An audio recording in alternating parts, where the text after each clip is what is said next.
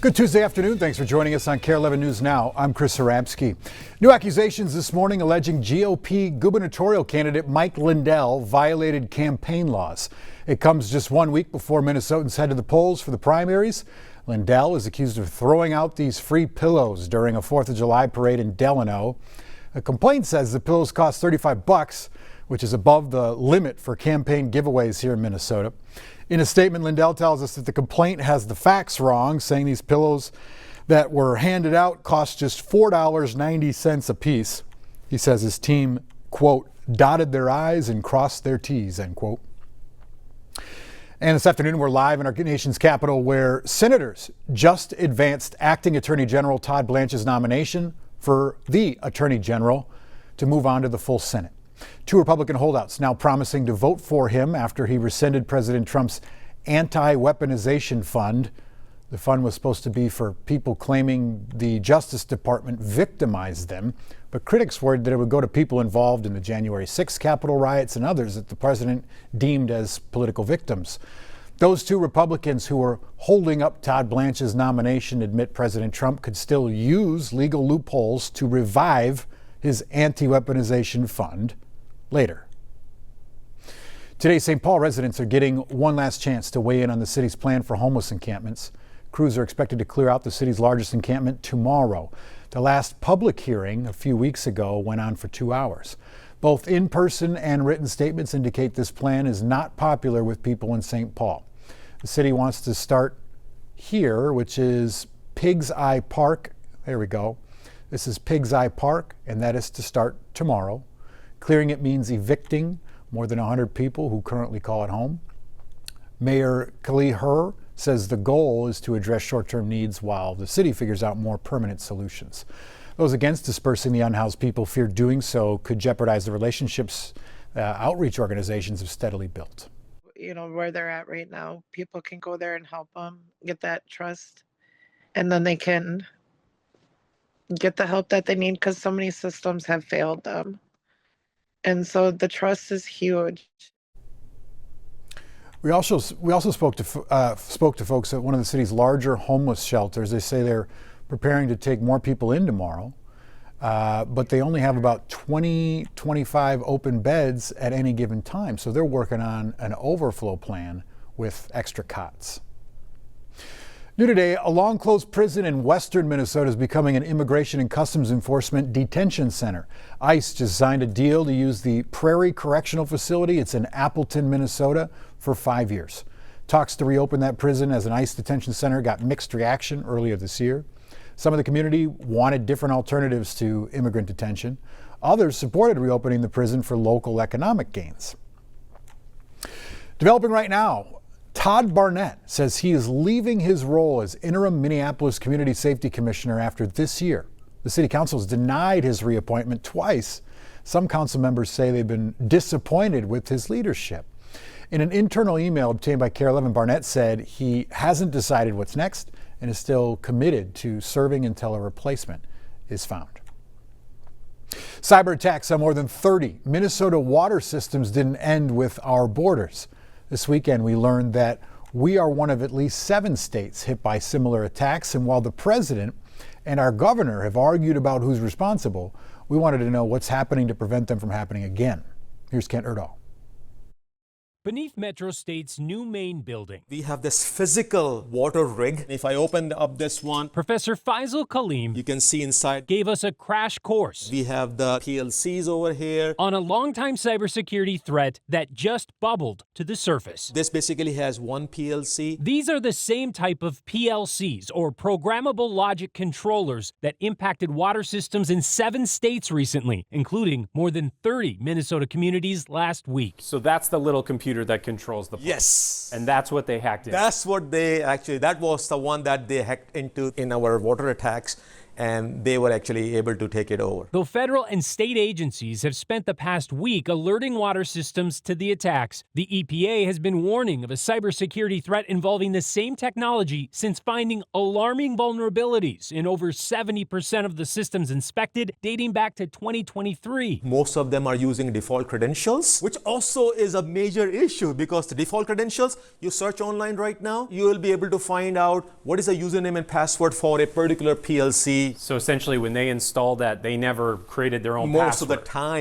the time that happens, and that's where the cyber hygiene training comes in. Professor Kaleem says this pump setup allows Metro State to conduct that training through simulated attacks, but they can't do it fast enough right now. The very reason why these attackers are successful, and especially when it comes to the municipalities, because they're underserved. And why they're underserved? Not just from the resource perspective, but also from the human resource perspective. The last time I checked, nationwide, there are approximately 700,000 jobs available in cybersecurity, and just in Minnesota, there were approximately 7,000 jobs available. And what Metro State is trying to do is to fill those roles. That's where the rest of this Minnesota Cyber Center comes in. This site over here is what we call our Educational Security Operations Center. This is going to come online in 3 weeks. While working toward graduation, students will soon provide real-world cybersecurity monitoring to the university right here. This is going to be very, very important, not just for Metro State, but I would say for the entire Minnesota state system, which Metro State is part of. And once that is up and running, This is the next step, or the ultimate step for the K-12 schools, for the counties, for the cities. this off-campus center will be filled next, hopefully helping fill a critical void at a pivotal time. The communities are getting better protection while we are providing the training for our students.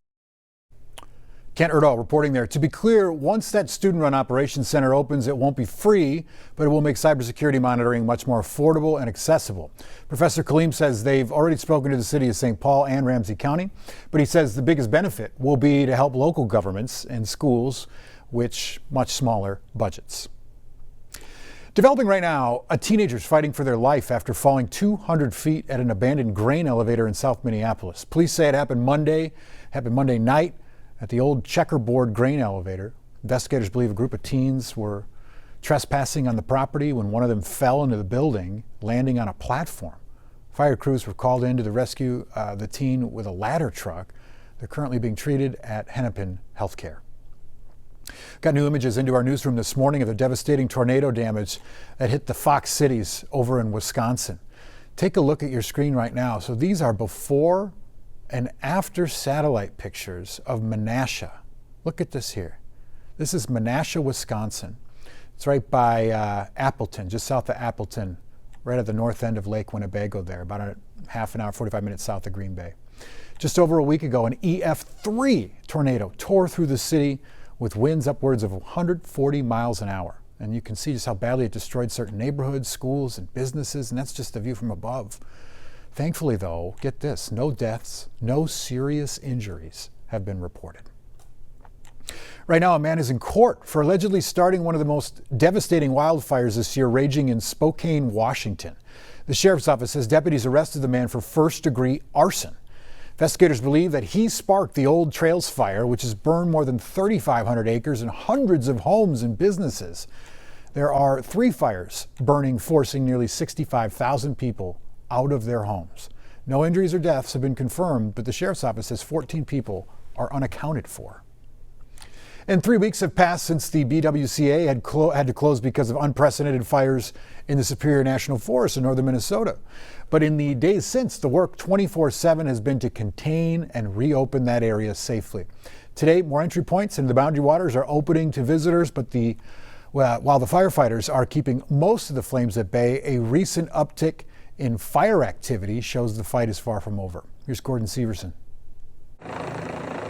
Though the worst is likely behind them, nearly 1,000 firefighters are still putting out flames in northern Minnesota. Things are looking pretty good. Public Information Officer Paul Mesnerich says 2 of the biggest wildfires are now more than 90% contained. With the edges mostly under control, firefighters are now moving deeper into the wilderness to put out smaller fires that could spread if left unchecked. Around 400 firefighters received special training on how to travel by canoe. What made this fire so unique is that aspect of the boundary waters and having to, get to the fire line by unconventional methods. Mesnerich says most evacuation orders have been lifted and fire lines are now in place to protect homes and property. But they are concerned about countless fires that are lurking under the forest floor. The problem is that in the woods, the ground, it doesn't look like this. It's not bright green grass. It's up to 2 feet of decaying leaves, branches, and pine needles. Fire officials call this duff.